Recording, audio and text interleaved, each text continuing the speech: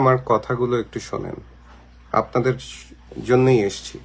সকালবেলা আমি ঘুম থেকে উঠলাম, ঘুম থেকে উঠে আমার ফেসবুকের পেজ এবং ফেসবুকের পেজেই বলতে গেলে পেজে কিছু মেসেজ দেখলাম। আপনার বাবাকে বলেন কি কি বাজে বাজে কথা।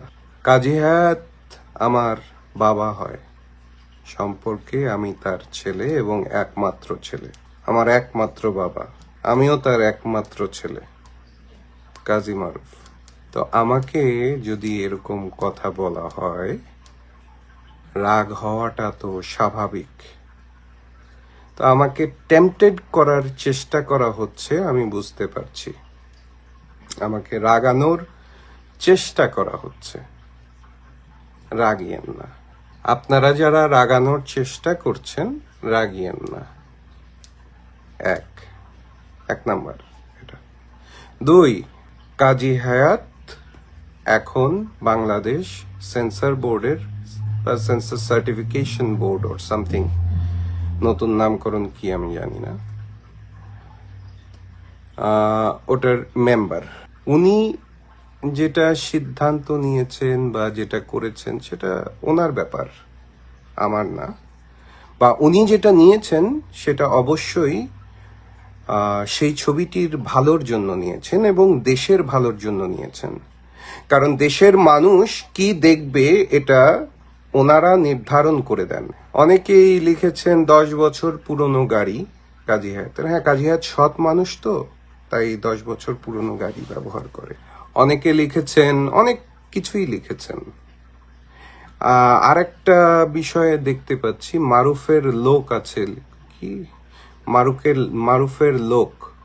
হ্যাঁ, আমার বাবা বলেছে মারুফেরও দর্শক আছে, বা আমি এখন বলি দর্শক ছিল এক সময়। এখনকার জেনারেশন আমার ছবি দেখে নাই, বা দেখলেও ওটা তারা পছন্দ করবে না।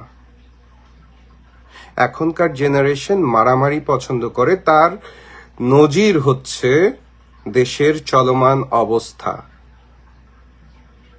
দেশে আসিয়ার মতো শিশুদের, এটা বলতেও খারাপ লাগে, আমার দেশে, আমি এগুলি হবে এটা আশা করিনি, যাই হোক হচ্ছে বাংলাদেশে। তবে একটা কথা বলবো, অনেক কথা বলার আছে আমার আজকে। যারা সিনেমা বানান তাদের সেলফ সেন্সরশিপ বলে একটি জিনিস থাকা উচিত। যা খুশি তাই বানালাম 2টা টাকার জন্য, এটা তো হওয়া উচিত নয়। এখন কমেন্টে অনেকে অনেক কিছু বলবেন যে কাজী হায়াতেরও সিনেমাতে অনেক অশ্লীল বাক্য ছিল। হ্যাঁ ছিল। ধর সিনেমার কথা বলবেন তো, ধর সিনেমা আমার কাছে মনে হয় আমার বাবার একটি খুব ভালো ক্রিয়েশন। ধর সিনেমা বোঝার মতো ক্ষমতা যদি থেকে থাকে আপনাদের, তাহলে আপনারা নীতিবান হবেন, তাহলে আপনারা দেশকে নিয়ে ভাববেন, যেন আর একটি ওই ছবির মান্নার ক্যারেক্টারের মতো আর একজন তৈরি না হয়। এটা আপনাদের বোঝা উচিত। আমি এখানে আর যারা আমাকে রাগানোর চেষ্টা করছেন, আমি তার নামও উচ্চারণ করব না এবং সেই ছবিরও নাম উচ্চারণ করব না। বিকজ আপনারা চান হয়তো, এখন তো নেগেটিভ পাবলিসিটি অনেক বিশাল একটি পাবলিসিটি। নেগেটিভ পাবলিসিটি করে আপনারা জিনিসটাকে পাবলিসাইজ করতে চান, করেন, ভালোভাবে করেন, ভালোভাবে করেন, পাবলিসিটিটা ভালোভাবে করেন। ঈদ চলে আসছে, পাবলিসিটি দরকার ছবির, জানি, বুঝি। আমি বুঝি না যে তা না। কি লিখলো কে? দুর্নীতিবাজদের জায়গা হবে না বাংলার মাটিতে। টাকা খেয়ে সিনেমা কর্তন বা বন্ধ করা যাবে। বাটপার হাটাও, বাংলাদেশ বাঁচাও। হ্যাঁ, রিয়েলি আসলেই সত্যি। টাকা খেয়ে সিনেমাকে কর্তন না, ওটা বন্ধ করে দেওয়া উচিত ছিল। টাকা খেয়ে না, আমার বাবা টাকা খায় না। টাকা খাইলে তো অনেক কিছু থাকতো। টাকাই যদি খাইতো আমার বাপ, আহারে অশিক্ষিত মূর্খের বাচ্চারা আপনারা। আপনারা শুধু শুধু আমার বাবাকে এনে এখানে শুধু শুধু তাকে দিয়ে প্রমোশনস করিয়েন না। আমি আরেকটি কথা বলতে চাই, যারা এই বর্বর সিনেমাগুলি দেখতে পছন্দ করেন, এটা কিন্তু আস্তে আস্তে এফেক্ট, এটা কিন্তু এফেক্ট একটা একটা করে হচ্ছে এরকম। আমি সকালবেলায় আজকে হঠাৎ করে একটি স্ট্যাটাস লিখলাম, মনে হলো আমার স্ট্যাটাসটা কি, ইতিহাস ছবি 2001 বা 2002 মুক্তি পায়। ইতিহাস ছবি করার পরে ব্যাপকভাবে চলে, সেটা সাবজেক্ট না, সাবজেক্ট অন্য, ব্যাপকভাবে চলে, মানুষ দেখে। এবং এটা আমি বুঝলাম কিভাবে, এক হচ্ছে কি সিনেমা হলের সেল বাড়তে, সেল দেখে বোঝা যায় যে হল ফুল হলে সিনেমা চলছে। বাট সব ছবির পাবলিসিটি লাগে, কে বলছে লাগে না? হ্যাঁ, তাহলে পোস্টার বানায়ও না। শুনেন, সাকিবের সাথে সম্পর্ক ভালো আমার, আপনাদের কারণে এটা নষ্ট হতে দিয়েন না। নষ্ট হলে আমার কিছু যাবে আসবে না, আমার বাপেরও কিছু যাবে আসবে না, তারও কিছু যাবে আসবে না, তাই না? এখন যেটা বলছিলাম, প্রসঙ্গ হলো গিয়ে ইতিহাস ছবিতে যখন দেখলাম যে একদিন তেল নিতে গিয়েছি পাম্পে, মানে গাড়ির তেল, তো একটি পথ শিশু রাস্তায় যে থাকে, সে এসে আমার সাথে কথা বলার চেষ্টা করছে ইংরেজিতে, ভুল ইংরেজি, ও তো পথ শিশু, ও তো আর ইংরেজি বলতে পারে না, পথ শিশু। তো সেই বাচ্চাটা যখন আমার সাথে ইংরেজি বলার চেষ্টা করছে, তখন আমার মনে হলো যে ও মনে হয় আমার ছবিটা দেখেছে, আর মনে করেছে আমি ওই ছবিতে ইংরেজি কিছু ডায়লগ বলেছিলাম বিধায় ও এই আমার সাথে ইংরেজিতে কথা বলতে চেষ্টা করছে। এটা আমার তখন মনে হয়েছিল। ওর ক্লাস কি? ও পথ শিশু, মানে ও সিনেমাটা দেখেছে সাল 2002, কিন্তু 2002 বা 2001, অনেক আগের কথা। তখন কিন্তু সিনেমা হলে সাধারণত ভালো মানুষ, মানে স্ট্যান্ডার্ড মানুষজন যেত না, কারণ সিনেমা হলে বসার ওরকম ভালো পরিবেশ ছিল না। এরপর আসেন, এরপর একদিন গুলশানে সাজনা নাম করে একটি রেস্টুরেন্ট ছিল, গুলশানাকে খাইতে বসছি। তো ওখানে হঠাৎ করে একজন এসে বলতেছে যে এরকম ভালো ভালো সিনেমা করবেন, আপনার ছবি দেখেছি। আমি বললাম জি ধন্যবাদ, আপনার মতো মানুষ দেখেছে ছবিটা, খুশি হলাম। বললো, তখন পরিচয় বললো উনি একজন ইঞ্জিনিয়ার। সো আমি এই দুইটা ইনসিডেন্ট বলে বুঝাতে চাচ্ছি যে এটা কিন্তু মানে সর্বজন, মানে সবাই দেখেছিল। ওই সময় ওই ছবিতে কুত্তার বাচ্চা বলেছিলাম। সিনটা ছিল এরকম, সিনটা ছিল আমার মায়ের মতো বোন, কোনো কারণে ঘর থেকে চলে আসি, ভিলেনের আস্তানায় থাকি। ওখানে আমাকে দেখতে এসেছিল এবং আমার কাছ থেকে শোনার পরে, বোনটি ছিল সাংবাদিক, ঘটনাটা শোনার পরে এটা পাবলিসাইজ করে, ওই মানে পত্রিকায় আসে। ওই পত্রিকার ঘটনাটা ভিলেন দেখে আমাকে ডেকে নেয় যে মারুফ, আমি বলি কি, বলে পত্রিকাটা দিয়ে বলে দেখো। আমি বললাম দেখার সময় ও বলল ভিলেনটা যে ওকে প্রথমে রেপ করবে বা ধর্ষণ করবে এবং পরে মেরে ফেলবে। তা আমি প্রতি উত্তরে বলি যে আপনি জানেন ওকে, তখনও বলে যে মিজু আহমেদ ছিলেন, অভিনয় করছিলেন। মিজু আহমেদ বলেন কোন সাংবাদিকের মেয়ে বা সাংবাদিক শুনেছি। আমি বলি যে আমার বোন হয়। তখন বলে যে ও আচ্ছা, ধর্ষণটা বাদ দিয়ে ওকে মেরে ফেলো। তখন আমি লাফায় লাফায়, হ্যাঁ হ্যাঁ, লাফায় লাফায় বলি, কি বললি কুত্তার বাচ্চা?